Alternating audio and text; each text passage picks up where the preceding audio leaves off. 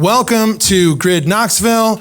We are talking about uncovering hidden profits with short-term rentals. Let's get started. Let's go. Let's do this. Cool. Very cool. Cory, who are you? Welcome, everybody.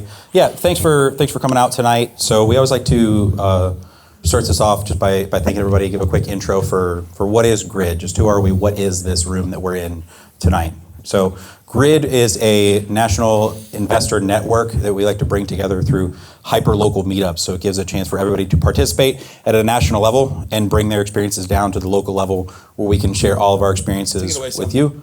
And you can then share your experiences with us, and we all get to learn and grow together. So my name is Cory King. I am one of the co-hosts here for Grid Knoxville. I've been an agent investor now for the better part of going on 7 years, which is really cool. My investing journey goes back to 2009, where I got to buy my first house when I was in my early 20s as a house hack, and then get to turn that rental income and continue to rinse and repeat until we moved here about 6-7 years ago and jumped on the agent path and have now worked to build out a nice little long-term portfolio here.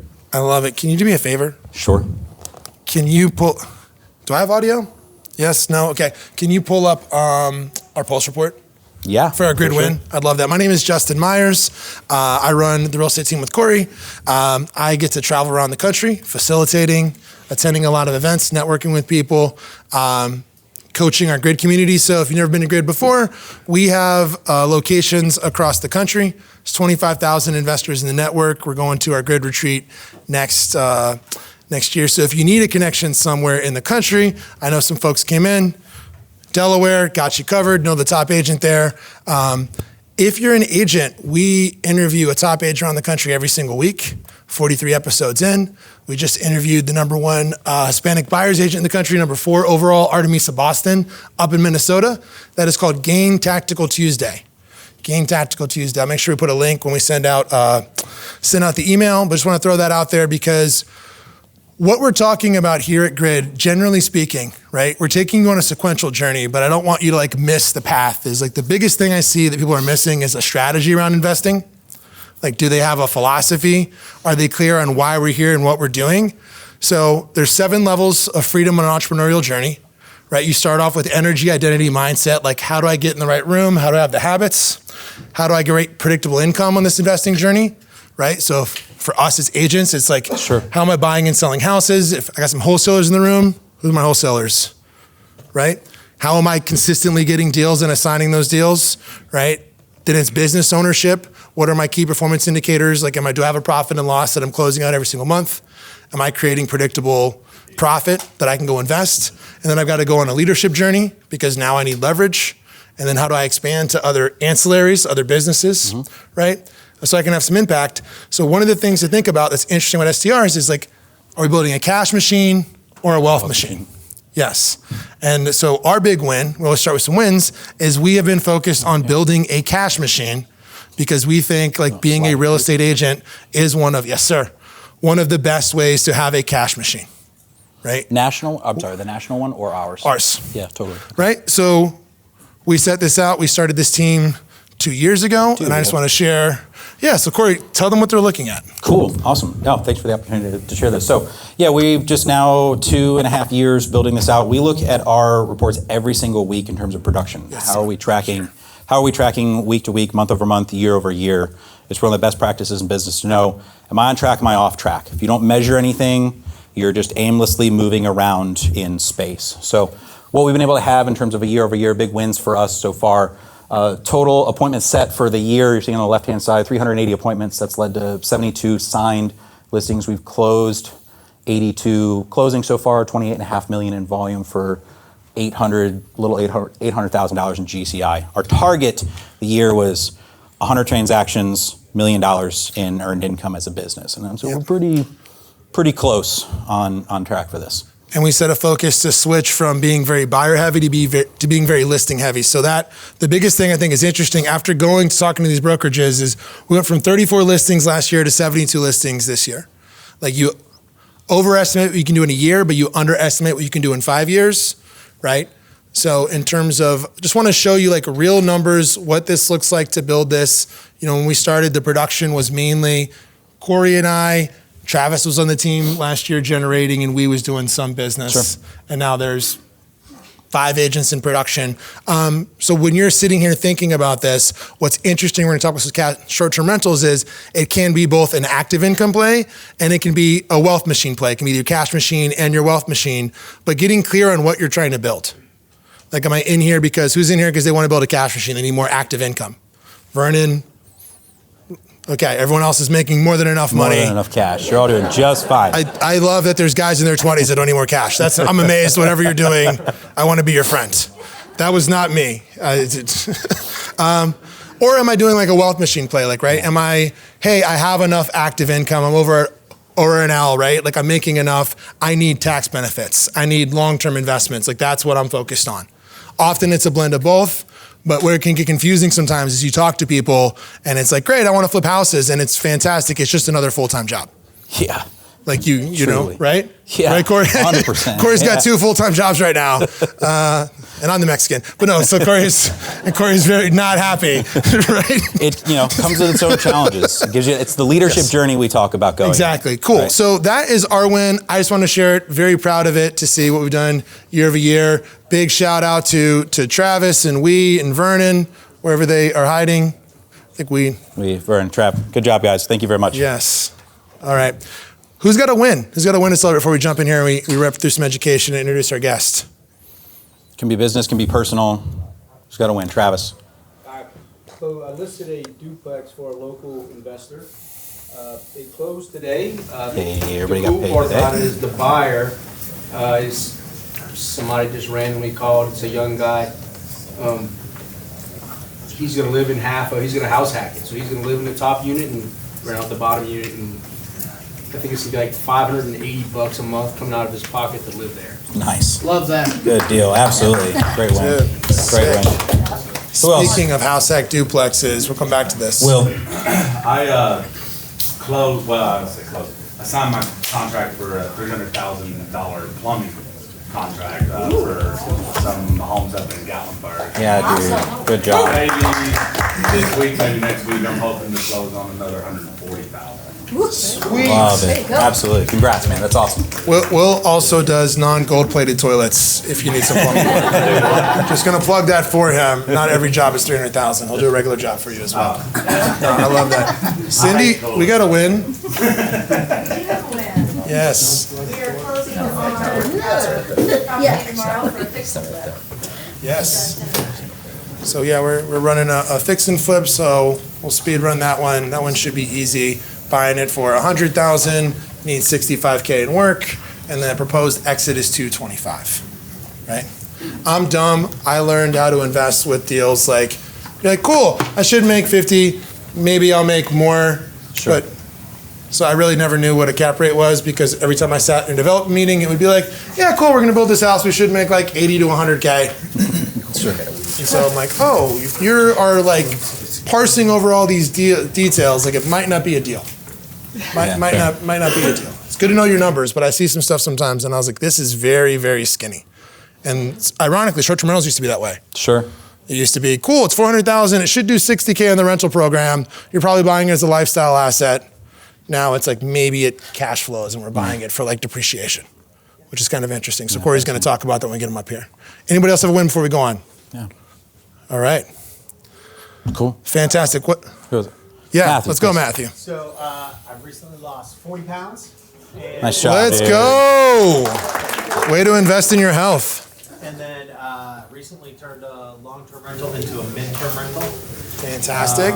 And that's going okay. And I'm scared to put that out to the universe and say that, but I would. And then I also got approved to teach several continuing education courses for realtors. This is exciting. Matthew is really good. He does some really good video content. He has been on the YouTube wave for years now. When did you start doing that, Matthew? You've been doing it as long as I've known you, I think. Yeah, I mean, yeah, it was kind of my background before I got into real estate. So. Yeah. So rip off and duplicate. Good model, like 10 years there. Fantastic. Cory, what is Grid for our new people real fast? Yeah, right. So Grid is our national investor network that we bring here to a hyper-local level. This is our chance just to share our experiences with you and trust that you're going to be sharing your experiences with everybody in the room. We all get to learn and grow together. right? We're not here to be, like I say, we're not here to be a guru to just pontificate on high. Here's the thing. I just look at it as just we're real people here doing real deals in real time, sharing my experiences with you guys and trusting, right, you're just going to be able to pour back into this room together. Awesome. So we typically do a lot of events. We typically run a short-term rental playbook that Vernon's been doing. I know some people in there have been to it. It's excellent. So if you like this material, get with Vernon afterwards. We're going to restart that in January. And we've got a coffee, donuts, and deals coming in there. What I need from y'all is who would like to sell a deal? Anybody have stuff they want to move? Anybody here to do some real estate? Yes, absolutely. Fantastic. Please send us some deals, right? It's been a great networking. It's one of my favorite events that we do over at Foundation Mortgage.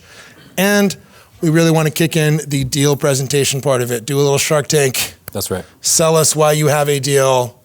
Want to help you guys. So if you have a deal, come. We will help you move this deal. Yep.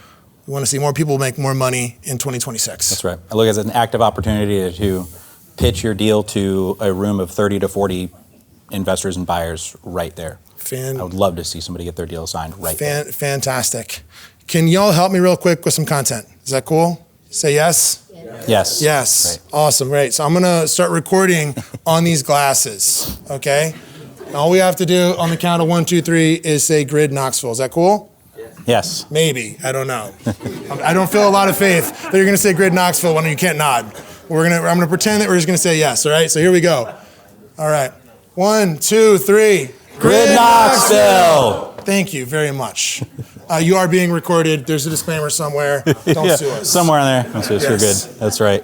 Cool. Thanks to our sponsors. Did we lock down? Yeah. So speaking of sponsors, Morgan, come up here real fast. We're going to talk about a duplex. Speaking of that house hack duplex, I don't know that people are missing out on this play. Anybody need to buy a primary still? Anybody not own a primary? Let me say that. Anyone not own a primary? Cool, Jose. Then yes, you need to buy a primary. That's the first step on the journey is don't listen to Gary Vaynerchuk. You don't have enough deals, enough opportunities to invest in. Like, Go buy a primary, house hack that. So we've got a duplex. Walk them through like what that looks like. I don't think most people get, come up here, buddy. Most people get what the opportunity is. Who are you, by the way? I'm Morgan Hardy. I am a broker here at Foundation Mortgage. I do home loans. I do all sorts of residence loans. So office, commercial, basically anything with a roof and someone's under it. For what we're discussing, this duplex, this house hack thing that they're talking about is you can use income from another unit to help you qualify to live in this house. In this example, this house it's $450 is the $425. $425, cheaper than I thought. Over on Fifth Ave. We ran rental numbers on this earlier. The rent from the other unit is roughly equivalent to $100,000 extra in qualification. So if you've been told you only qualify for a $325,000 loan, the extra rent that you will get from the other unit will get you to that $425 qualification mark for this house. Duplexes can run just like any other house. You can get down payment assistance. You don't have to put any money down to get into this. Is the payment going to be more than the rent you get on the other side? Yes, but as he was saying, this other fellow that Travis's fellow just bought, he only has a $600 delta between what he's receiving in rent and what his payment for the property's at. And what you're doing when you buy a duplex at this higher price point is you're really increasing the amount of appreciation that you get. Because if you just bought a house for yourself for $275,000 and it goes up 3%, right? And that's going to be, if you made roughly the equivalent payment for a $425,000 house and it goes up 3%, that's $5,000 in the first year in additional wealth that you got by buying the duplex as opposed to the single family, and that only accelerates year over year as it's like compound interest. So it's a beautiful play. I love helping folks out with house hacks. I've done several. I did one even myself in Oak Ridge with one of the quadplexes up there. It's a really cool play. It's the best financial move that the agencies with these low down payment loans that they'll let you make. Yep. Thank you. Appreciate you. Morgan is also an investor and a flipper, and he likes weird loans. Chat with him, but I wanted to throw that out there. Like, share that with other people. People do not know. Like there are tons of people that are renting that could be owning some assets, and you can qualify, by the way, with just like a rent schedule. You don't have to have a lease on the other side. There's loans out there to let you qualify based off of the proposed rent. So just keep that in mind if you're looking to make a move. There's some new construction duplexes out there too that are very nice. That's right. Sweet. Yeah. Big thanks too to Jacob Lay Property Management, Kristen Wallace out there. They built a heck of an organization. We love working with them as well. Approach Lending. We've got our friend Nate here in the room, works with Approach. If you like working with local investors, local private money lenders, cannot highly recommend these guys enough. They do an amazing job.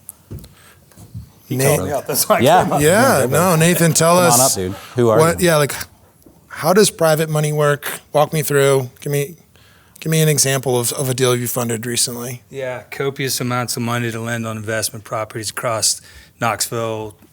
We lend all throughout the Southeast. So honestly, we lend off the value of the deal.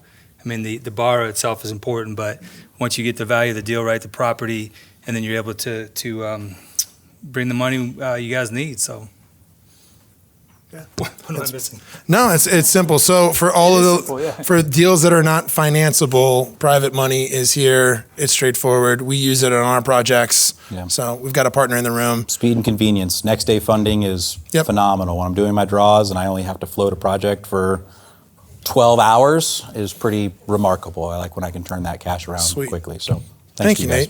Nate. Yes. All right. Ready to kick this thing off? Yeah. And then finally, the man with the plan, Dalton. If you're not following Dalton and Horizon Media Group, if you're a Vols fan, you're missing out. They do sick work. We're lucky to have them.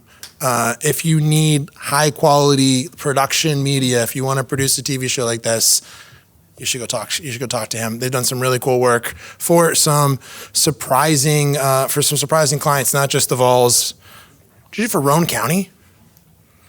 We did stuff with the new airport that they're putting out there. Okay. There's like a whole series like with the tourism board. Like, no, they do. They're slumming it with us. So thank you. We're glad you're here. Awesome. Awesome one for sure. Bring Cory. Let's talk about short-term rentals. Yes. Maybe. Woo, all right. Yes. Blink if you don't want to talk about short-term rentals. Okay, fantastic. So we're going to talk about short-term rentals. This is a topic that we have covered several times, and I want to throw that out there. We record all of these on YouTube. So if you're here and you're like, hey, I don't even understand the concept at all. 2 years ago, we did a really incredible, I think, breakdown of just like how to think about short-term rentals if you're kind of a classroom-based learner with slides.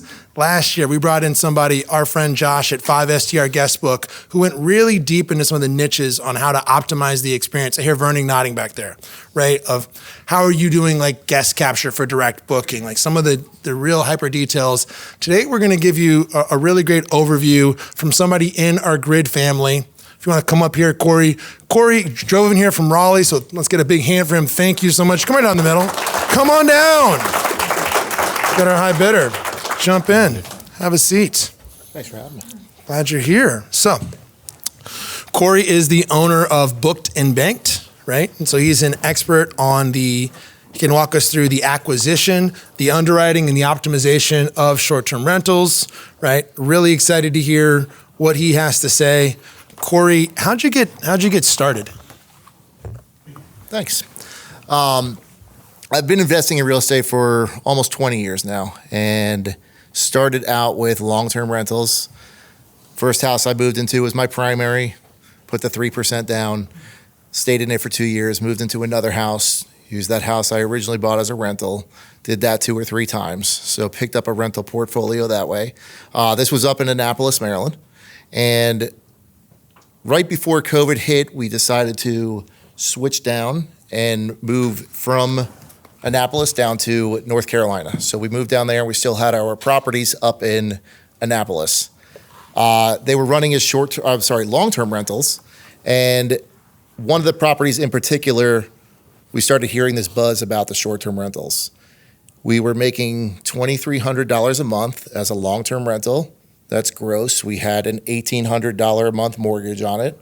And when we moved, we hired a property management company. And so we would netted about $200 to $300 a month on that property. The tenant's lease was up. They moved out. And we said, might as well give this short-term rental thing a shot. And we went in and painted it. We furnished it, put it up on Airbnb. And we started making $8,000 a month gross. So we were kind of off to the races at that point. So we went from netting $200 to $300 a month as a long-term rental to netting $2,500 a month. And it really got our gears going, and we started looking around, and we decided, because we had just moved down to North Carolina, we were more familiar with the DC metro area. We did buy and started buying in Shenandoah, Virginia. We bought a property up in Shenandoah, Virginia. It was a 4-bedroom, 2-bathroom. It needed some work. We bought it for $430,000. We put $70,000 worth of work into it. A lot of it on the outside. We can speak more to that about the outdoor spaces of these short-term rentals, because that's definitely a big draw on them, more than necessarily the indoor space, depending on where you're investing. We put $70,000 into it, and we started renting it out. It became one of the top performing properties in Shenandoah. And through networking, I knew somebody that was looking to get into a short-term rental. However, they didn't have enough money to put down to buy one themselves. Because of the cash flow we were bringing in on this short-term rental, this was going to make a good fit for him, even if he were able to buy it at an above market price. And so where I'm going with that is we spoke to him and made sure everybody was on board, let him know that the price he was purchasing it for, which a year and a half after we got it going, we sold it to him for $700,000 on a sub-2 deal with owner financing involved. So it was a 5-year balloon, which is due in about 2.5 years now. But we will make more money on that property than we would have if we just put it on the market. So it just kind of opened the doors, and we started buying more and more short-term rentals. Our performance on it, we got hooked up with Aaron. He was one of my agents for one of the short-term rentals we bought, and that was a 2-bedroom, 2-bathroom property. And I asked Aaron, I said, why is this guy selling this property? I said, this is a really good property. And Aaron's exact words to me were, the owner said that the short-term rental market is dead. This area is oversaturated, and he only made $40,000 on the property last year. And I said, terrific. I will give him $25,000 more than he's asking for the property, and I will buy it. So we bought it for $350,000. And we did a couple of things to it, but we didn't invest more than $20,000 on that property. And the first year we were operating it, we did $80,000 gross on that property. So it was kind of off to the races at that point. The relationship with Aaron has been great. Aaron is a real estate agent for Casa up in Shenandoah, and he saw people who were struggling with short-term rentals because it's not as turnkey and easy to do as everybody thinks it is. And people were not making money because there were more and more properties coming into the area. So he connected me with some of them, and some of them I just took over the management for their properties. And not only did they start making money for me because I was managing the property, but they started to cash flow themselves even after paying me the management fee. It's just kind of grown. So I've now have a management company for short-term rentals, in addition to the booked and banked that I run, which is short-term rental coaching and consulting. So that's kind of where I'm at right now, and happy to answer any questions or do the back and Cory, forth here. yeah, I have a question for you on that. You've made a pretty hard pivot out of the largely long-term rental game. Sure. And jumped into this, and it sounds like you're investing in some areas. I mean, they're not in your immediate backyard. Like you're outside like Raleigh Metro, and you're looking in Shenandoah, or you're looking in. You've got one at like Annapolis. Is that right? Was the first one? That was the first one. Yes, which is sold at this point. Sure. Yep. So as you've explored these other areas, how are you analyzing areas to dive into that aren't maybe necessarily as what we would maybe consider saturated or like opportunity rich, like the Smokies or Sure. 30A would be like another area. Like how are you analyzing an area? Like how are you getting started on that? So for the most part, I've stuck to the Shenandoah area. I know it'll catch up at some point, but right now I can still find properties. We just went under contract on one last week. We're still finding properties we can pick up. It's a 2-bedroom, 2-bath. We're picking it up for $350,000, and I know we'll make at least $70,000 on that property. So I'm still in the camp right now where I was with long-term, where we were looking for that 1% rule. I look for the 20% rule on the short-term rentals. Can you dive into that a little bit more? Like help unpack Sure. the 20%? So the 20% rule, right? If I can buy a property for $350,000, I need that property to be grossing at least $70,000 over the course of the year. It's not a hard and fast number, but that number at least gives me the want and the desire to look deeper into that property to make sure my numbers are right and gives me the cushion that I need to still make money and cash flow on that property. I heard you made a point early on there talking about the amenities that a property offers, and so I'd imagine, is that the biggest area of opportunity you're looking for when you're analyzing a property, is what amenities are maybe missing that I could add to this? Like what's helping you make the decision on this one versus that one? Sure. So I have a little thing I call the 3 Ps. It's property, photography, and then the pricing. The first 2 Ps are what I look for on the investability of the property. It's the property. Where is it located? But more than where is it located, it's got to have that look, right? Sometimes you see properties and it's like a little box and it doesn't really catch your eye. So I look for properties that have an aesthetically pleasing look, right? The architecture on the outside, it's got some angles on it. In the back of my head, I'm like, how will this property photograph during twilight, right? All of my properties get professional photography. We photograph them at twilight with all the lights on in the house. And so how is that going to look against the backdrop of the sun setting? With a drone, right? So we're not just on the ground. If I can get that vision in my head, then I'm like, okay, let's explore it a little deeper. And then, yes, it's the amenities, right? Like, does this property have the space to put the fire pit, the hot tub? People are getting more and more creative with the barrel saunas, which I'm not a huge fan of, but they're out there. So what amenities can you put into this property that the previous owner did not? Or what amenities are there that you can then go and expand on? And then, of course, the interior design of the property, setting it up the right way. Those are the first 2 kind of Ps. The property, interior, exterior, and then the photography, and doing professional photography on every single property.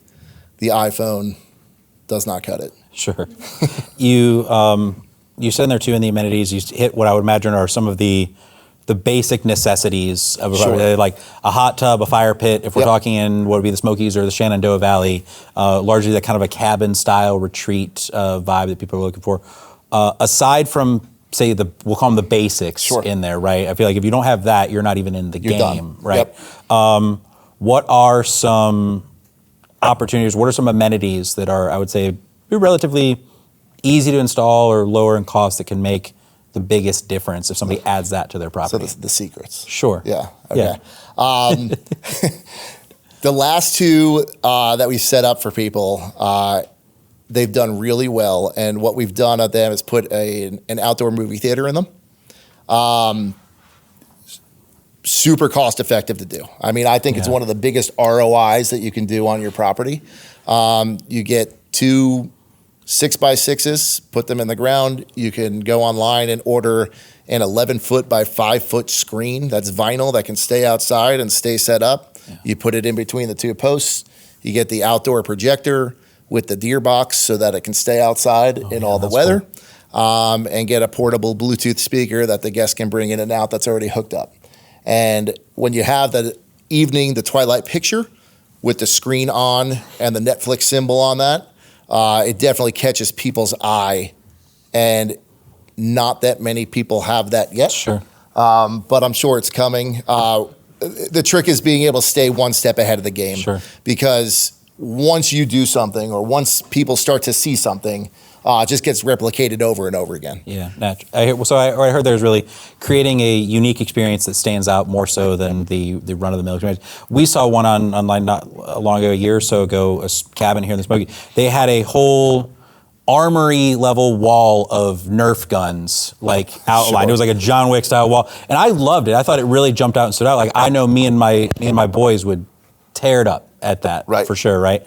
And it was I looked at it, I'm like, this is relatively low cost. This guy spent maybe a couple $100 in like toy Nerf guns from there, and has a just auto orders darts, because the foam darts, you're going to lose them forever. But just was auto ordering like 1,000 at a time, keeping them in the owner's closet, and then when turnovers would happen, they would just restock the armory, so to speak. Yeah, and go from there. But that was an idea. I thought it was like that's pretty good. Yeah.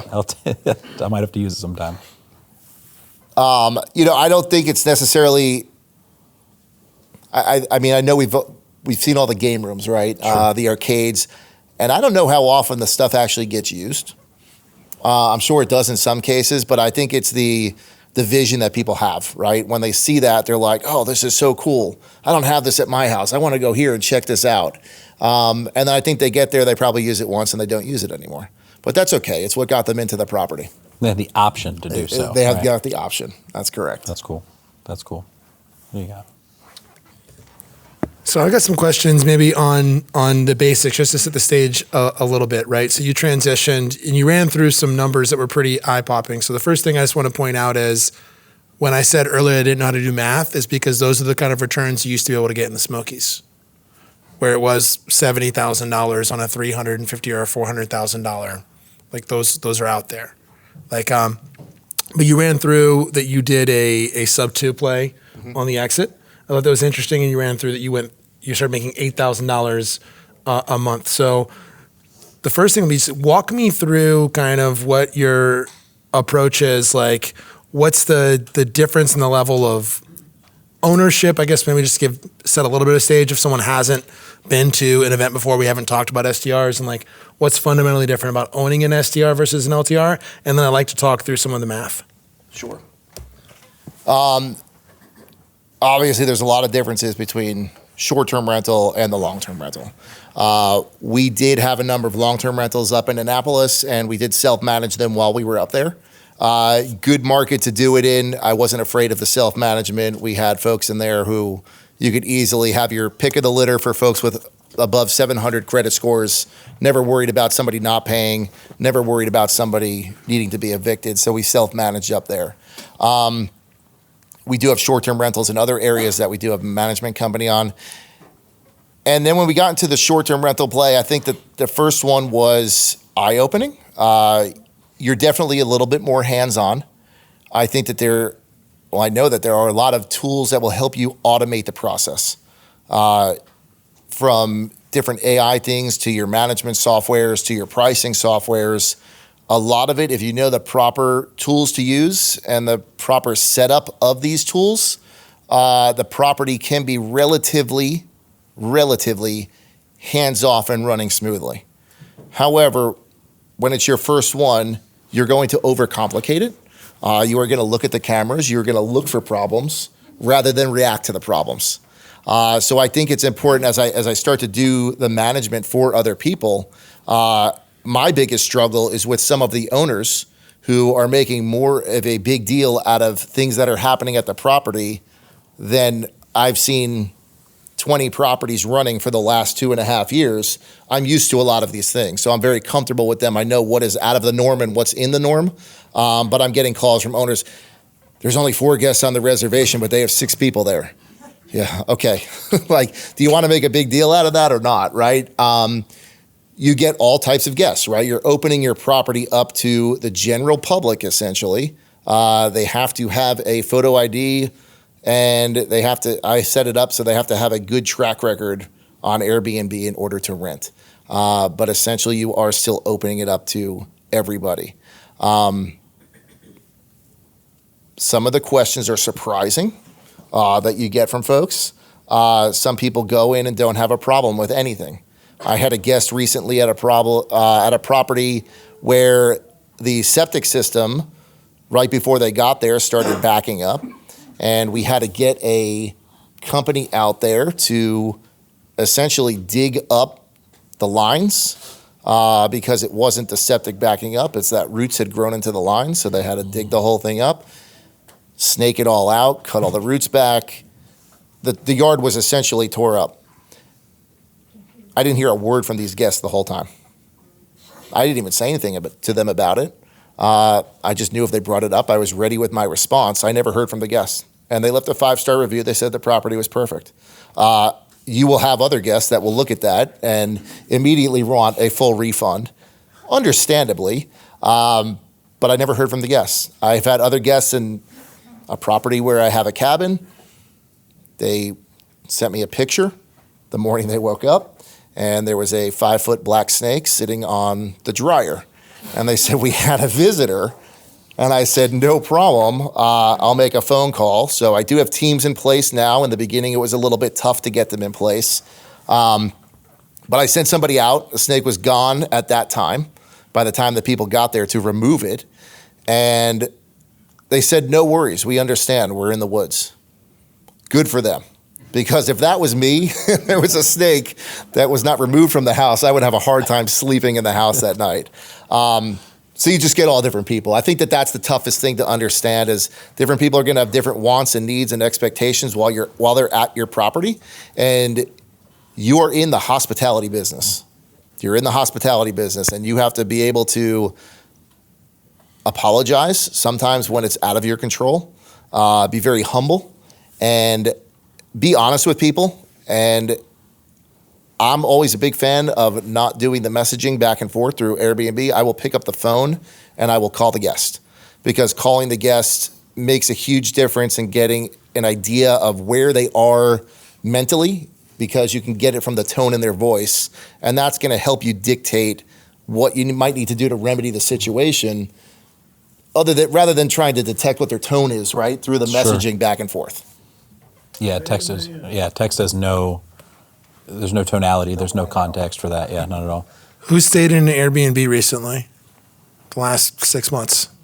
Yeah, I've been traveling a bunch this month. Just stayed in one for a wedding, and the host texted us. It's a 3-story home. They opened some windows on the ground floor, and the host texted, my aunt that had rented this place, it's counterproductive to have the heat on and the window open. Like, it came up they're like getting ready for the wedding. Like, it came up many times, and it was always interesting to me, like the tone in which people read text messages. Having been in real estate, right, Cory? It's always like, we're working with buyers, and I'm like, that's a lot of tone you're implying on this request. Like, I don't know if that's what it was meant in, but I think it's very, like, to your point of not picking the phone up, it really was like I think they probably give it a fine review, but it was not a positive impression. It was like, are they watching the cameras? Like, what's their deal? Like, everyone wanted to bitch and complain about this. It came up, we talked about it for a good hour. Cory, so you were talking about this before, hospitality. Who's been in the hospitality business? Who's been in the industry? Yes, right? I love all of you. Awesome. Absolutely. Yes, you're the best. My people. Yes.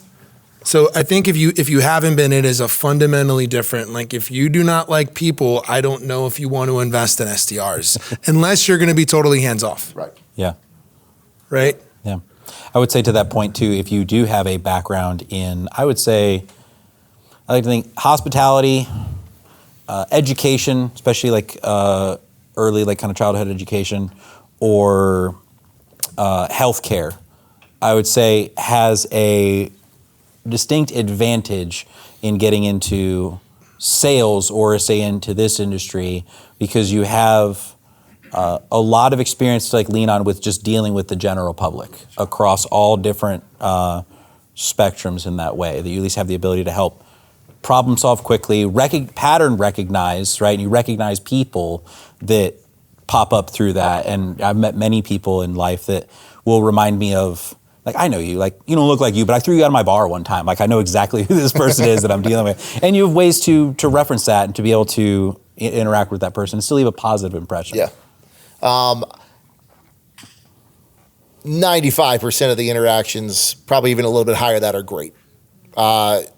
You do get a few knuckleheads, but it doesn't, a lot of the problems don't occur unless you let them occur. And what I mean by that is, again, with the owners, and listen, I'm guilty of it. When I had my first short-term rental, I was watching the camera. I knew when the guests were coming. I knew when they were leaving. I knew when the cleaners were getting there. I knew when the cleaners were leaving. Now I'm at the point, I don't even know if people are staying in the properties or not. I don't know who's there. I don't know when the next check-in is. I'm not sure what's going on, because I have a team and the systems that's set up that just kind of run it for me. So when you're watching the cameras, though, and you're paying attention to every little detail, And again, I empathize with that because I had that first one, right? And it's your baby and you're watching over it. You're actually creating, again, more problems than you're resolving. And your job there is to resolve the problems, not create the problems, because you can sit there and create problems all day long. But our job is to resolve the problems. The cameras are there for a reactive situation, not a proactive situation, right? But you have to keep in mind, you are opening your house up to the masses. Small pieces at a time, but they're still part of the general population. Sure. Yeah, that's cool. Can we talk through some of the math that we talked about previously? I really want to talk through, you covered a couple of different topics. So, just to lay the groundwork, we can run through this. You bought this property, I think it was $350,000. With Aaron. The one with Aaron. So Aaron, by the way, Aaron Kavanaugh runs Casa Stream, which is a short-term rental education. You can jump on that on Facebook. Him and Cory are consistently putting out content. Vern was on there, did some great. If you haven't gone to any of Vern's events, you are missing out. Vernon's put on one of the best STR events that I've been to in the country right here in Knoxville last year. Like, he brought in CEOs from Price Labs, from Vrolio, from Jetstream. He brought in one of the top STR operators up in Banff, right? And this was right over here around the corner. So a surprisingly high level of, it's why we're partnered with Vernon. Just the guests he would bring in are really impressive. So you did that for, you bought it for $350,000. How much did you put into it, Cory?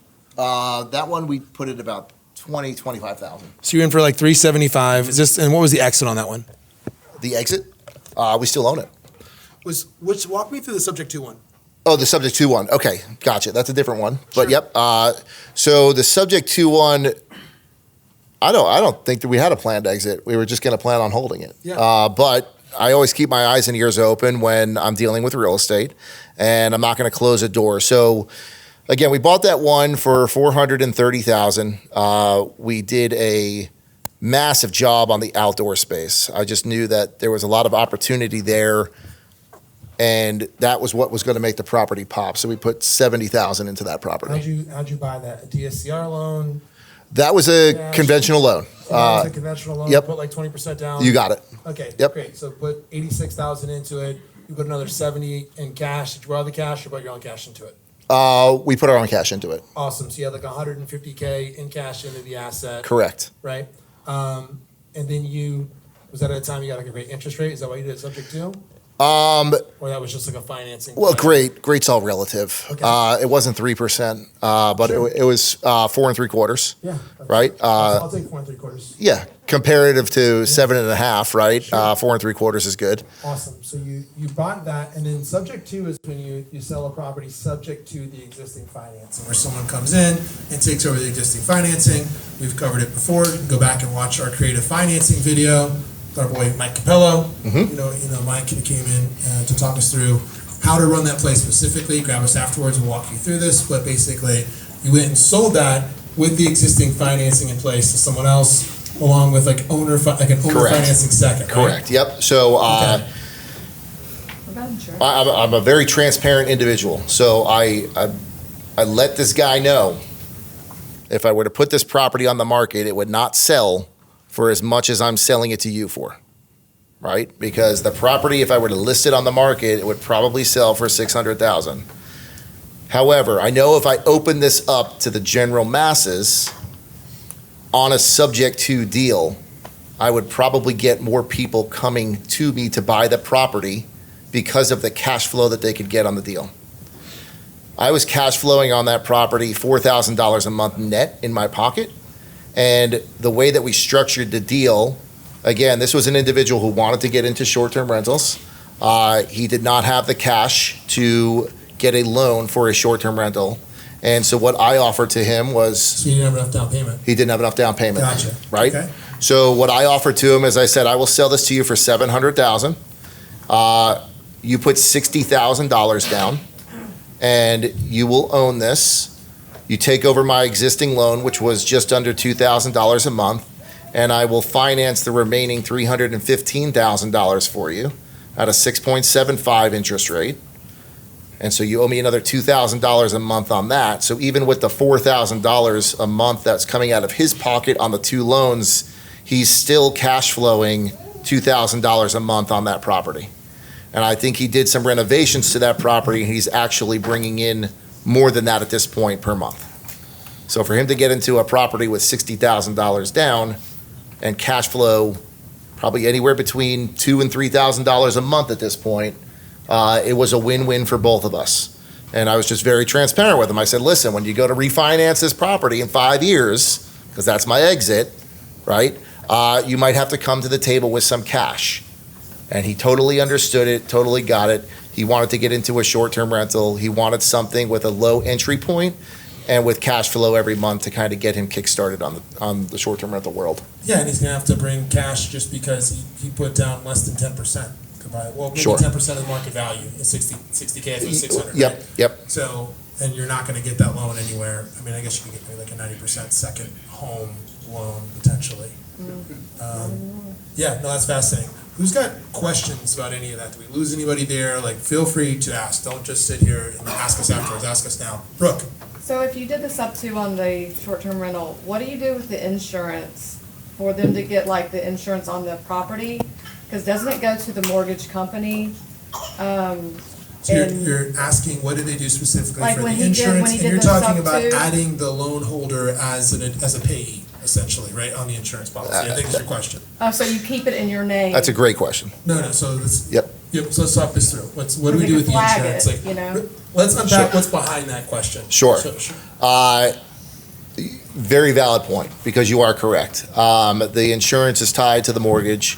My name is on the insurance, and basically part of the subject to process is you're signing a power of attorney, so that they now have power of attorney over that property and access to all the documents, but they also do go on the insurance policy with me, and they also take out a secondary insurance policy under their name with me on that with me on that policy as well. Now, I'll be very transparent. I don't always understand the whole in and out of that process, but we use a transaction coordinator, and they kind of walked us through every step of that. And I know that about 6 months ago, the original, and this is okay because we asked the transaction coordinator about this at the beginning, we let the original insurance policy lapse on the property. And so that one is no longer on the policy. It's just this secondary one that they have picked up.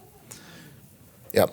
Because it'll flag, like, the only reason I ask. Correct. Because there's a lot of times that people will go through a sub two, they don't know all the ins and outs, and they won't put certain things in place, and when it goes to the mortgage company, and it has a different name on the insurance policy, then it lets the mortgage company know that, hey, there's something going on here, and they can call the loan. Correct. You know, I mean, I just kind of was curious how that part gets done to people. Yes, and then the transaction coordinators that we used,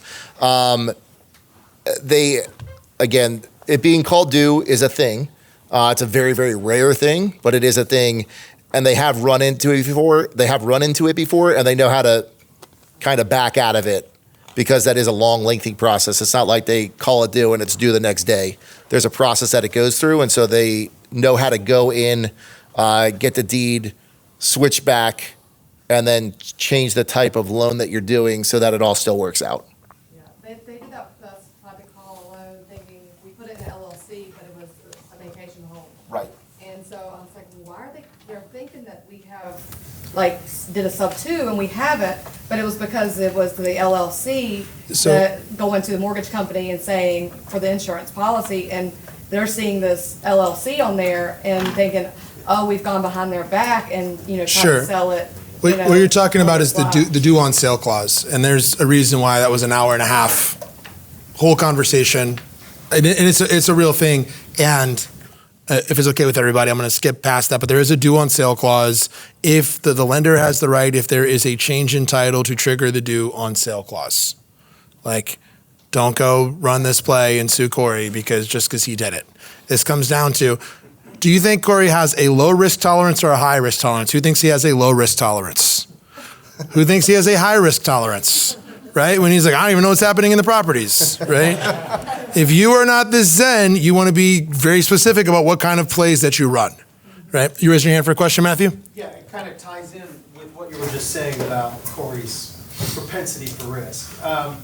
So I'm spending a lot of my time trying to figure out what the next 5 to 10 years holds in terms of, we'll say everything.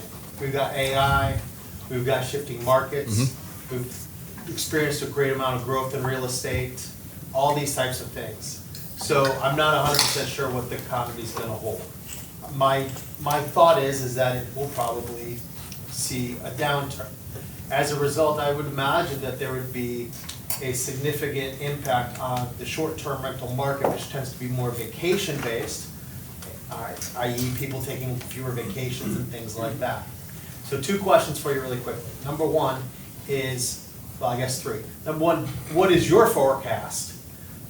Number 2. He's asking his forecast for the next 5 years about AI and how it's going to affect the economy in the future, short-term rentals. I'm just curious if he's bullish or if he takes more of a sense like I do. And then number 2, if so, what are you doing in terms of, with your short-term rentals, in terms of looking at how you can position yourself in the market to be successful not only today, but 5, 10 years down the road? And then last but not least, just to tack onto that, do you, numbers-wise, do you keep a certain amount of equity in your properties in order to protect yourself and hedge against that? Or are most of your properties very highly leveraged?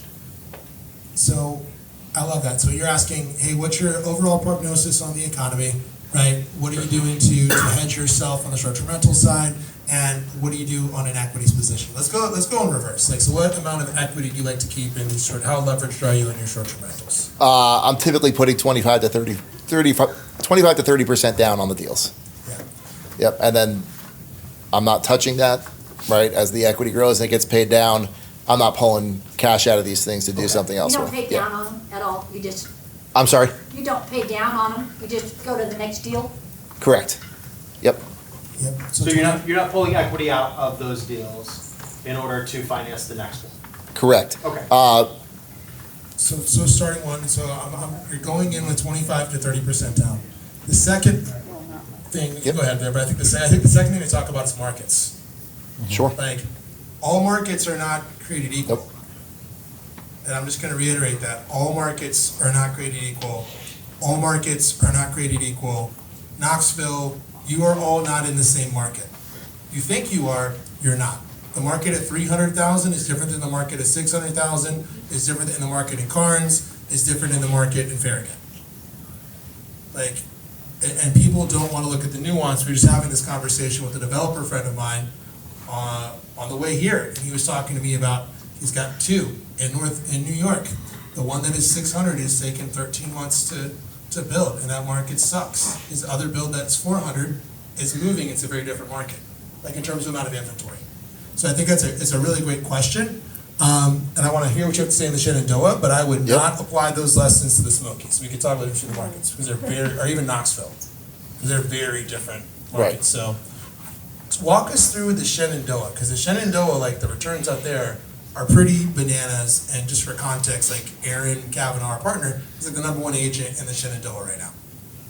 So we have like a lot of insight into there. Yeah. And you've got great deal flow coming. You're kind of very well positioned, like as a first mover there. Right. So, Yeah. you know, I've looked at different markets and I haven't been able to find what I found there.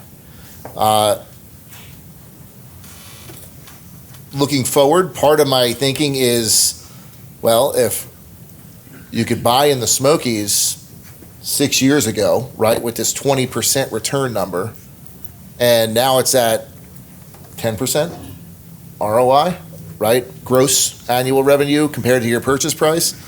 Do we get there in Shenandoah, right? Because I know that there's plenty of people that have come from the Hocking Hills market, the Smoky Mountains, and they are now looking over in that Shenandoah market for their next property because the returns are so much better than what they can possibly get right now in the Smokies or Hocking Hills. Nathan, you can check my math on it. I would say if I had to pick a median return in the Smokies on stuff that's not insane, right, which is a ton of stuff, there's over a year's worth of inventory in the Smokies. There are a lot of people out there that don't want to sell with their monopoly money because they're going to wait for the market to turn because they can't take, they're only making $200K on their asset. it's real fun going to listen to those people, right? You know, because they were making 400K in monopoly money on their asset, you know, a couple years ago, according to Zillow, I guess, right? It's maybe 12.5% is what I see stuff. If I had to pick a number out of a hat on what I see, which is just like, great, it has 125,000 in income. Can I buy it for $1 million? See Nathan making faces. That's what I probably see stuff marketed at. If someone else has a different number out there, love for them to throw it out there. During the go-go years, it was like 10, you'd see. And it's like, here, Airbnb says this thing is gonna do 70,000, so it's worth 700K, and that's what people were buying properties based off of. I swear to, like an Airbnb screenshot. Like, never underestimate the stupidity of your fellow humans. And you gotta know, like, it's human behavior more than it is, like, data. Like, it's human behavior more than data, I think. Like, so I like to look at what people are actually doing to make decisions. I would say that. So the Shenandoah, you're in a market, like, you feel like you've got a lot of, like, a much bigger margin in general. That's kind of your hedging to Matthew's point, Right. which is a great question. Like, what are you doing to hedge yourself? Yep. Well, you're like, hey, I think I'm in the best market in the country. From your perspective, The one that I know about. I'm sure there's others out there. This is the one that I know, and I've kind of kept rinsing and repeating in this one, because why break it if it's not broken? As far as hedging myself, yeah, like, I don't think I'm a fool, right? But I guess none of us do. So if the opportunity comes by for me to sell the property, I will sell a property. I have no issues with that. I'm not emotionally attached to these things. They're just cash flowing. I also am going in with that 25 to 30% down without taking a HELOC on my primary residence to buy my property, or going in with a vacation rental loan at 15% or 10% down. So I know that because I'm bringing 25 or 30% to the table, I have a larger margin there to work with than some other people do who are getting into that market that don't have the ability to drop their rates as low as I might be able to if something ever turns in the market and I need to. Does that answer your question? It does. no, and so then we're going to talk about the projection, and we'll come to, I see a couple hands in there. But thank you. It's an excellent question, by the way. It's just a very broad range question, and I want to frame this because if you look at the Smokies, we're seeing foreclosures. I'm listing a property that I originally sold for 2.6 for 1.8. Because here's the reality, like, it's a commercial asset and the valuation is based on the income.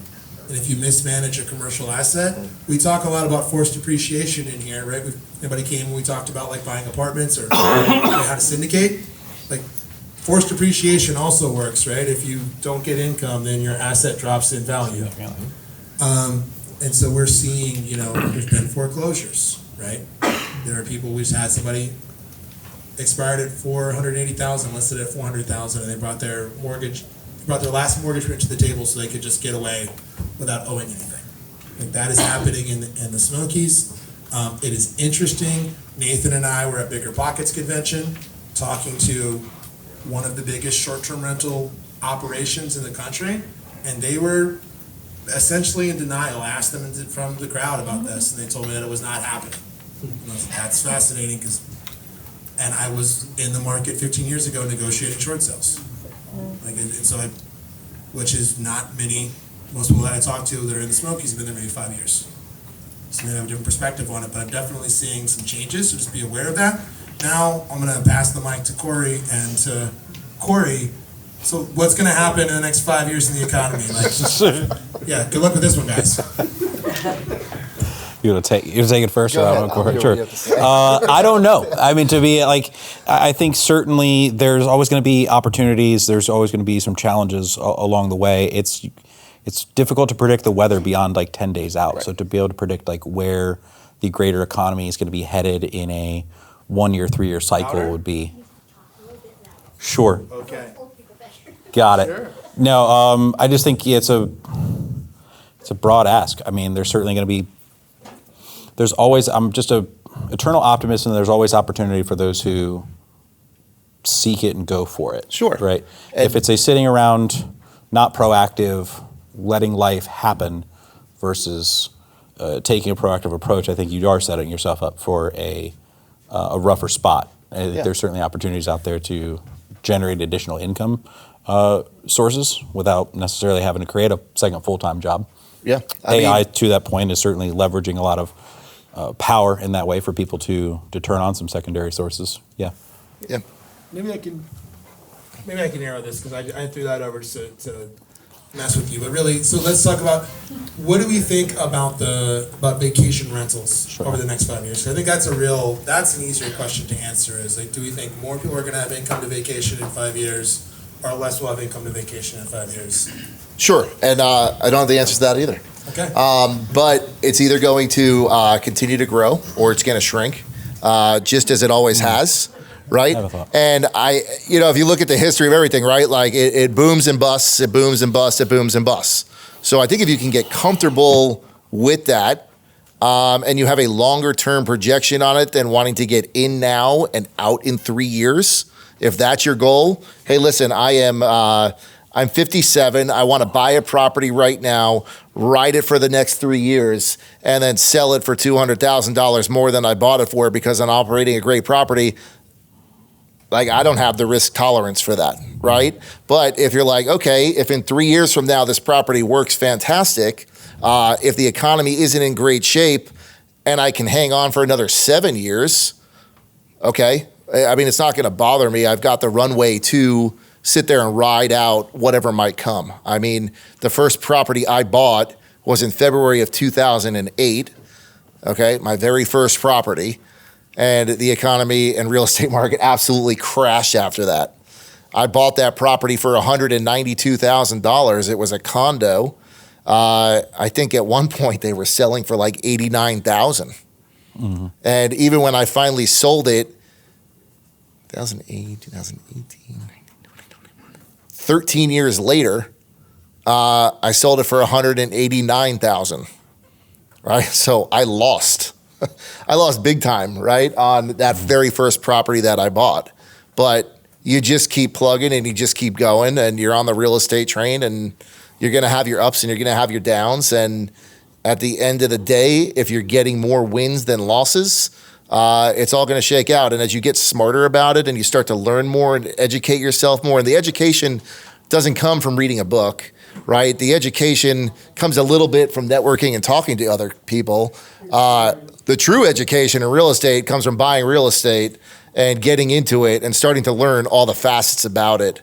And again, you're on a train. The real estate it's a crazy ride. And once you get on it, you kind of don't get off it. And I know my wife and I, we're not getting off of it. Our assets will all be passed on to our kids, where the cost basis will reset on the properties, and they will do what they want to do with it at that point, right? But I think if you're in it for the 1 year, 3 year, 5 year game, that's very risky because, again, I don't know. You don't know what's going to happen in 5 years or 3 years down the road. But I do know that the graph always goes historically, long term, up and to the right, right? It goes up and to the right. But it's got those dips in between. But if you can hang on and you can do it the right way, with mistakes along the way, it's going to happen. Nobody's perfect.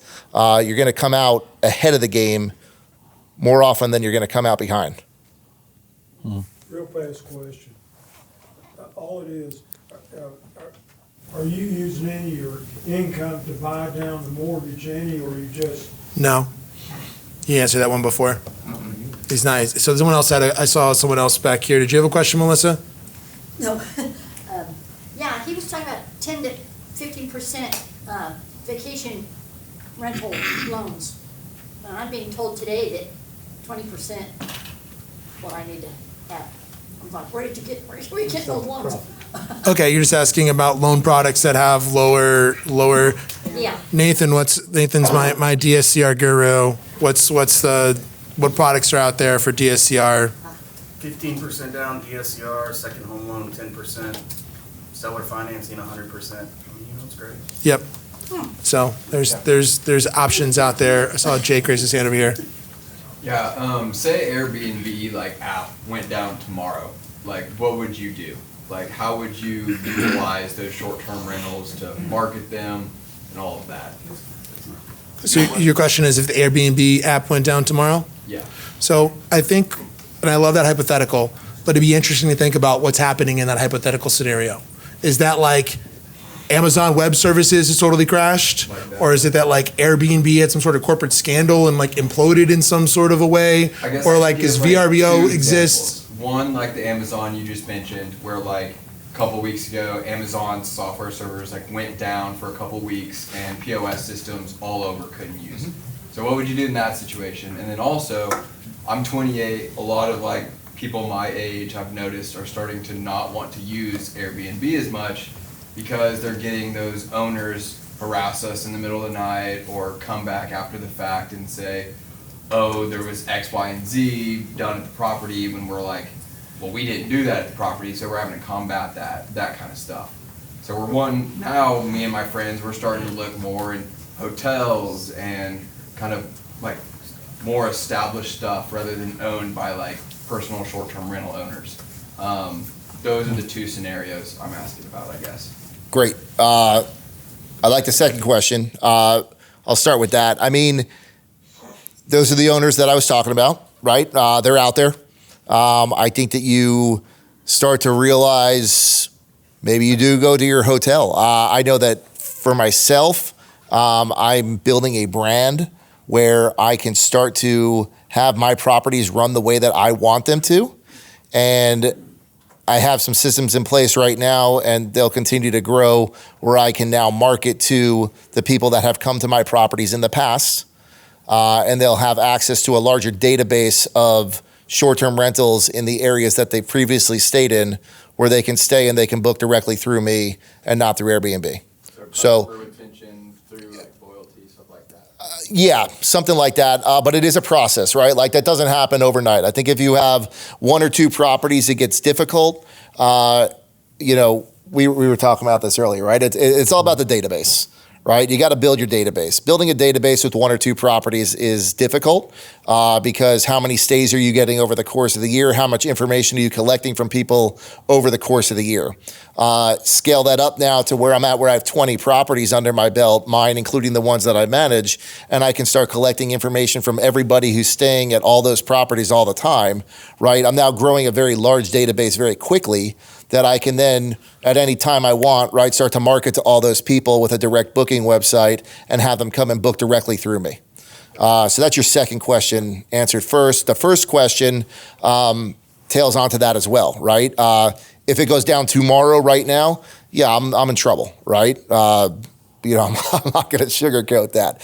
But that's why I'm working on the back end to build a database because it will help hedge myself against that situation happening, but it also helps me with folks like you who had a bad experience with one owner. But if you had a good experience with me at one of my properties and I'm opening you up to 40 other properties that I'm managing, you can come back and stay with me and know that I'm not going to call you at 2:00 in the morning. Cool. Yeah. What we're talking about there is, have you earned the right to invest? A lot of people get rich and lose money. Like we've lived through multiple market cycles. If I'm 43, anyone else like lived through like multiple crashes here? Like how much runway do you have? Like to Matthew's point, I think it is excellent. Like the vacation market is very susceptible. The flip side with short-term rentals is your revenue could die tomorrow. If we went to like war with Iran, like yeah, it could turn off tomorrow. Your long-term renter is not going to be able to cancel their lease. I can cancel my vacation tomorrow. Right? Vacations are always going to be more susceptible. We have seen vacation rental income be down 12% in the Smokies. But again, you can get this data. Like there's no excuse to make uninformed decisions in 2025, especially if you're in grid. We are the largest investor network led by agents in the country. There are 20 locations coast to coast. Some of the smartest people in the country have run grid locations. Like if you're going off half-assed, like asking ChatGPT random things without sourcing it, that's on you. Like go in the national Facebook group and ask someone who's actually an expert. So we have, Jay Patel comes here. Jay's a hotelier. They own the hotels. We can see the data here. You can talk to people in the Smokies. It's the largest Airbnb market in the country, right? So there's specific data we can get. I do think it's wise to have some sensible concerns. I would say from going to Bigger Pockets Con, from talking about that and talking to people in the industry, what are they doing?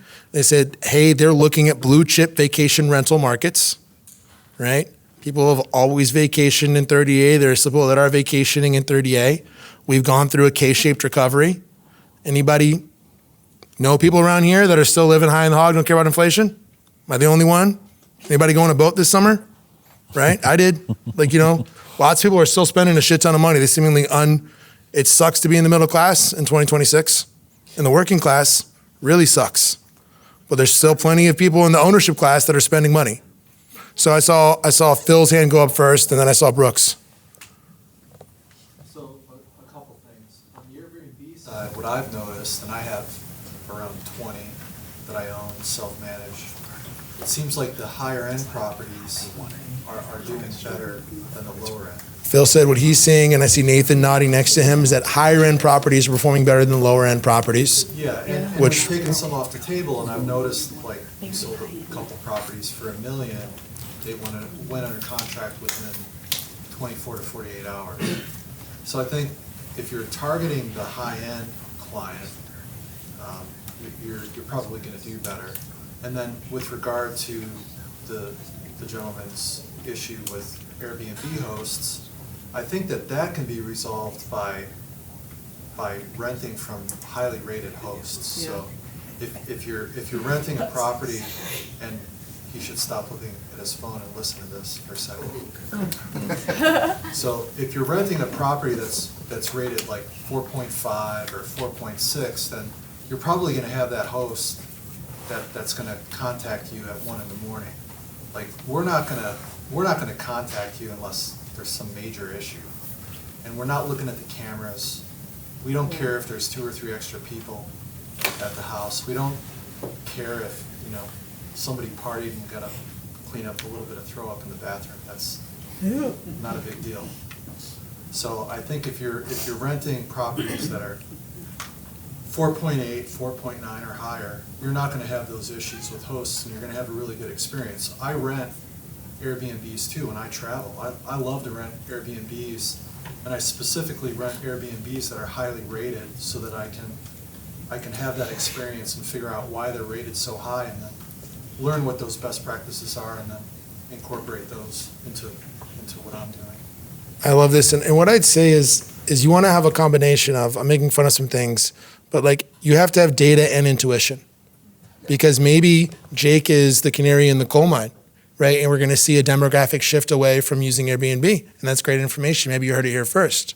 Or maybe that's like an anecdote of like, it's happening, and like the purchasing power of like 27 to 35-year-olds isn't the most dominant part in the Airbnb market, and they lose that demographic, but they're picking up more seniors or whatever, and it doesn't quite matter, right? And the short-term rental market is bigger than just vacationers. There are people that are like travelers that are coming to the area. Like, you can diversify. But I love that. Thank you very much. On the $1 million side, I think we haven't even talked about this, tax benefits, right? If you're buying properties for tax benefits, you may be buying properties. I'm getting more people that are buying properties, right, that are north of $700K that are looking for tax benefits or for bonus depreciation or cost segregation than somebody who's buying, like Vernon's got a deal right now in the 300s. That's someone who's probably looking as an operator, as an entry level, as a, maybe it's a lifestyle asset for them, right? Versus I might have somebody who's a hands-off operator that wants to buy that $1 million property for Phil because they are just buying it for the tax benefits. So Brooke, you had your hand up. So I was gonna say, for what you said about Airbnb, actually Airbnb has just changed their structure to be more beneficial for the guests and like with the fees. Because before owners could pad the fees and it would look like Airbnb was charging a lot more, but there was a lot of money coming through and on the back side and looking like it was Airbnb's fees, but it was really the owner padding that number. And now the transparency, the fees go on to the owner more than it does the guest. So they are actually going more of a hotel format to kind of cater and make more transparency. So people, there's a lot of money, the fees that would go into it that would look, they were hidden in there. And so now they just made it in October 27th, where if you did a property management software, you could, kind of have different fees that were kind of not really detailed. And so now it shows you. So now as owners, we would have to adjust to make kind of compensate, but it's gonna weed out the good from the bad. And like it's a pivot, you know, and that's with anything.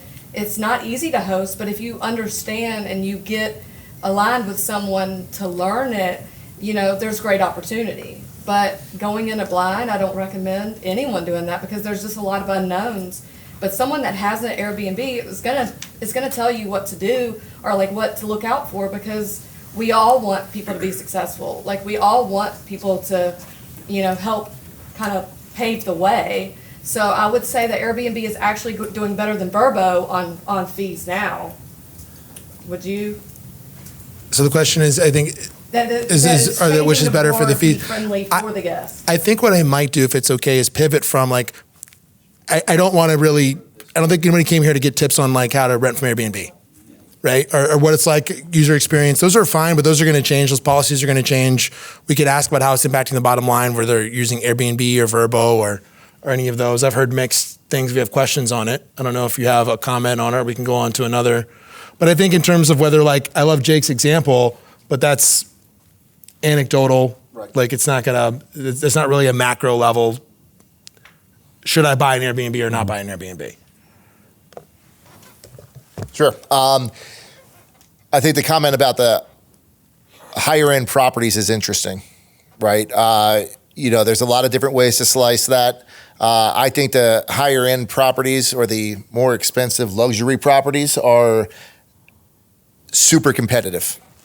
I think that if you're buying one of those properties that fits, and I could speak for, I think I could speak for the Smokies. I know I can speak for Shenandoah. I know I can speak for like Massanutten out in the Shenandoah Valley as well. These properties that are holding the groups of 12, the groups of 14, groups of 16, I agree with you. I think you need to be a super dynamic property with all the bells and whistles in it, because I think that is definitely separating you from the pack. And when you have these larger groups traveling and they see that property, that's the property that they're going to pick over other properties. I personally don't operate too heavily in that space. I have one property that fits 10. We have more amenities than many of the other properties in the area, and we do just fine. But I would never add the bowling alley into the basement into this property. I also really enjoy the market of the 1-bedroom or 2-bedroom cabin in the woods. In the suburbs, about an hour and a half to a 2-hour drive outside of Washington, D.C., because there are plenty of people who, with 1 or 2 people, they can just pick up and they can go for a couple of nights without having to plan 6 months in advance, trying to get off work and make sure the school schedules work and make sure 8 other people can also take off of work. So I think there's a market for both. As far as the returns go, I mean, I know in the... We're seeing, I'd say, you see, obviously, overall revenue has drastically dropped in the Smokies from the peak of 2023, right? And that being said, you're seeing individual properties get more revenue. Individual higher-end new builds that are niche, that are luxury, that are executed correctly, are generating more revenue going into this year than they were previously, coincidentally enough. So, Melissa, then Haley. And Hallie, sorry. I wanted to ask our esteemed guest here, have you ever considered, you talk about hedging yourself, or whatever. People are always getting married or dying or whatever. Have you ever thought about a venue where you could charge like 20 grand just to have the space to have like a wedding? So buying a venue or adding a venue as a feature on your short-term rental? That's always been my dream, to have like a wedding venue. Sure. Like maybe have 3 or 4 weddings a year. That's all you gotta do. Justin's got one that he can sell you. I do. Well, you can answer that question. Yeah. I mean, some of it you have to be careful with, because some of it does have to do with zoning of the property. These properties, most of them are in residential areas where they're not going to allow you to do a wedding venue. We were looking at a 12-unit boutique hotel that had a wedding venue space and a piece of land up the street from it where you could set up a tent and do wine tastings and stuff. But that deal didn't go through. Cory, do you have some questions? A couple, but I do want to hear from Haley from Air. In New Orleans, if you go in there old beat up place, very famous place. in Okay. New Orleans. You pay 25 grand. So- You gotta clean up. On You the, gotta set up your own tables, you gotta clean up, and they have a place for the bride and groom and the family to sleep. yes, ma'am. It's like, I think I always go directly to, like, I've seen every play run, and I talk to people all over the country every single week running plays, so I have an unusual, like, yes, what's your lead source? If you're doing long-term rentals, my lead source is tenants, right? It's tenant placement, is like driving that, maybe like the asset when I buy it. If I am doing a short-term rental play, it is the general public, vacationers at this guest, depending on, or maybe I'm running it in a metro, it's a different kind of niche, like business travelers or people that are coming to this hospital, whatever. If I'm doing a venue, what is my lead machine to get myself in front of people that are booking that venue, whether it's a wedding machine or something else. It can be fantastic, it cannot be fantastic. Like, we could dive in the weeds in that, they do well. It's just a different model than a short-term rental. Like, we have, to Phil's point, I have an amazing, if you wanna buy a train depot in Greenback, it was fantastic. They were gonna run a venue down there, and what they found was, in the portfolio of managing it, like, you could maybe run a short-term rental from Knoxville in there, but a venue, like, you need to be a little bit closer to be able to show that to somebody on a shorter notice, like, to walk them through the venue space. Like, and so not, like, by being pulled into two markets, it's difficult to actually get the booking there. Like, just operationally, it's a fundamentally different thing. If you're fully into it, you could crush it potentially, but it's just a different booking model where you have to be able to be like, oh, great, I can come meet you and show you the space, stop by. Yeah, there's a whole marketing It's a different campaign that needs to go behind those. animal It's not study, go ahead. that, it's not that it won't succeed as a venue, it's Yes. just we don't have the bandwidth. Of course, that's what I mean. And it's not our expertise. Yep, and so it is one of those, if you're already on site, fantastic. If you're running it as an ancillary, if it's an add-on, like you're doing a short-term rental with multiple doors, Kai Andrew style, like, we could get so into the weeds in any of these things, like, the answer is yes. Will it work? Yes. There is somebody doing the thing that you want to do right now. Someone has a Chicago dog that they're, right, like, catering pop-up, and are making an insane amount of money. Like, someone is crushing the niche. Holly? You talked a lot about how you have a team and how Yeah. you're more hands-off. Personally, that's my approach to business as well. And I'm curious to know what your process was to either hire or expense for, like, who comes in first? Service, cleaning, like, where's your first? Got you. That's a great question. Yeah, how do you scale it? That's a great question, especially if you've ever had any experience in extremely rural markets.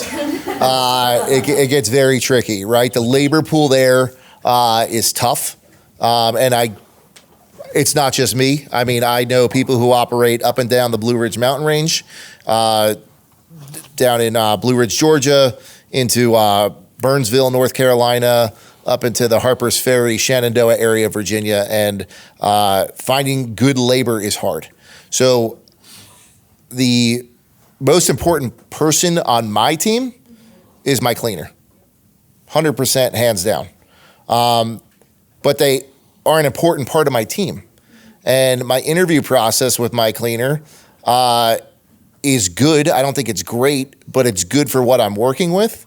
And I don't care how good of a cleaner you are, you have to be able to communicate with me quickly and on a regular basis. I've had very good cleaners who are very bad at communication that I've had to let go, because when a guest asks if they can have an early check-in or late checkout, I need to be able to communicate with that cleaner and say, hey, is the place gonna be ready? If I don't hear from you, well, that's bad on me, because now I can't get back to my guests, right? So the cleaner is my number one hire. When you say hire, are you speaking W-2 or 1099 or? So that's a great question also. Currently, I'm in a 1099 situation. It is all 1099. If they don't want to clean one day, they can turn around and tell me that they don't want to clean. However, from my background, sales and management, you got to work with the people and you got to build the relationship, right? Like, these people want to come and work with me and for me, and build something together, right? So they understand the importance of what their role is, and they can appreciate what I'm trying to do and the money that we pay to get the job done. I do think that there's a benefit to moving to a model where if you have enough properties, because I do think you have to have enough properties, where you start hiring hourly generalist employees. So you are not just hiring $20 an hour cleaners, right, to come in and clean a property, and they could sit at the property for 4 hours watching television, and you're paying them hourly, right, because they want to milk it. I think what the answer is to hire $20 an hour generalists who can run around and tighten furniture, drop off supplies to properties, change light bulbs, change air filters, change batteries and smoke detectors, blow leaves at properties, clean a property if it needs to be cleaned, check on the hot tub, right? So now you've got somebody on the clock, and I would say that of all those jobs, the least desirable one is cleaning the property. So now they're going to get in and out of that property much quicker because they want to move on and do something else aside from cleaning that property. And even if I have an employee that I'm paying $20 an hour to, and they take, I'll call it 5 hours to clean a 3-bedroom, 2-bath property, and they know how to do the hot tub as well, even if they take 5 hours to clean that property, I'm still making out better than the $150 I'm paying the 1099 cleaner to go in there and clean the property than somebody else to come in and check the hot tub, right? So I think that as you scale and you get bigger and you get the amount of properties where you can keep the people busy, it works much better to in-house hire W-2 employees where you can pay them an hourly rate. And I think that an important part of that is as you went along the journey, you started managing. Correct. Like, it's not just you're hiring an hourly employee to manage your own portfolio. At some point when you build the systems and the scale, then you're like, I should go monetize this, right? That's why we go into ancillary businesses. It is 8 o'clock. I want to be respectful of everyone's time. I know we have questions. I think on this topic we can go for quite a while. Is Caden back hiding behind the screen? Is he laying down on that mattress back there? Did everyone see did anyone not see the giveaway that Caden's running today? Anybody not know we're giving away a king-size mattress tonight? Is this news to somebody? If it is, fantastic. Go. Caden, you have the QR code? Get with Caden, go fill it out right now. We'll do this drawing here in just a couple minutes. Caden sells mattresses for STRs, focuses on them specifically, right? That's right. He's got it. So yeah, go sign up there. We'll pull him up here. We'll do this here in just a minute, and we'll wrap up with some questions. We'll get Caden up here. But if you haven't done this, we're gonna do this drawing as soon as, go sign up, because we're doing it as soon as whoever's done signing up. Yeah. Matthew. Awesome, Matthew. I see. Matthew M. Yeah, Matthew, go. Okay, so it was one of my questions, and you just mentioned it.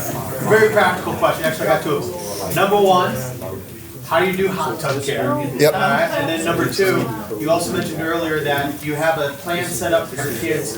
How do you have these homes set up? LLCs inside the trust, and then also do you recommend like 3 properties per LLC, stuff like that? Cool. He's sneaking in. I love it. He's a great salesperson. Yeah. So as far as the LLC thing goes, yes, I do put my properties in LLCs, but that's because I buy in Virginia. Sorry? And the DSCR loans that I get with the company require my properties to be in an LLC in order for them to loan on them. So that's what I do for there. One per? One per. But I would also talk to a CPA who can better advise you on what to do, right? Do you have all those in a trust or a holding company? In a trust.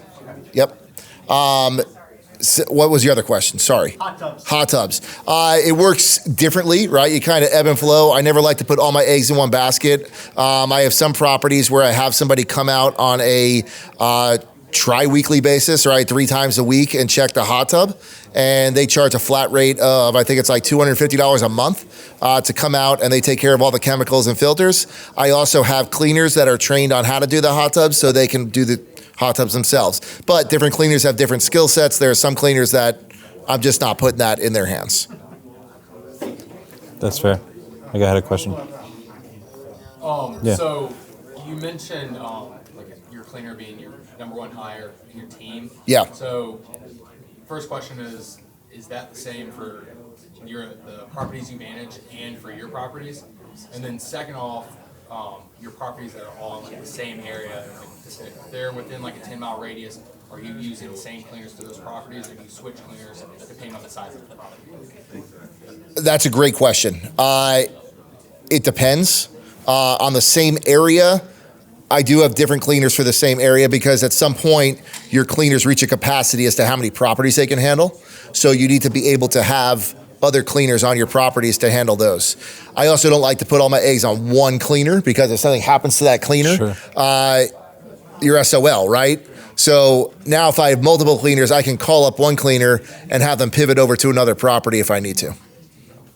That's cool. And then the team is that for your properties or the properties that you manage and your property manage? It's for both. I mean, if I have somebody coming to me looking for management, I will see if one of my people is available for that property, or I'll look for a new cleaner for that property. Or sometimes the owner is already running the short-term rental and they want me to take over and they have a cleaner already established on the property. Yep, and that just widens my net and my network, right? So now I have another cleaner in my arsenal that I could switch around and move to a different property if needed. Sure. Eric, give Eric one more. a shot. I'm curious. Is the Airbnb market in Knoxville decent outside of the downtown overall? And then my other question is, I'm a wholesaler, so would it be advantageous for me to look for Airbnb purchasers to sell my properties to? No idea about the Knoxville market because I haven't looked into it. We can chat. Okay. And then the wholesale, I just talked to somebody about this the other night. Yeah. I do think there's opportunity there, but I can talk to you about that. Okay. Yeah. Okay. Yep. Yep.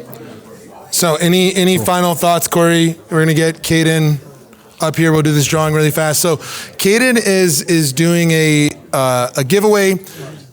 Pretty incredible pricing on these mattresses. If you haven't been to the short-term rental playbook, he's been in there. Like, this is a very serious expense. We're talking about guest experience. I think beds are one of the most slept-on ways, right, to elevate the guest experience. Like having a shitty bed, right, is a very big detractor. Caden, how many entries you got, bud? 23. Awesome. Cory, can you go to the other tab in there? I got the random number generator pulled up. We will pull a number. We will give this away. So he's giving away a king-size mattress. Hey, give me hey, y'all. Shh, 1, 2, 3, shh. Just give me 15 seconds to get off the stage. Thank you so much. All right? Just want to wrap this thing up. I appreciate it. So we're going to give away.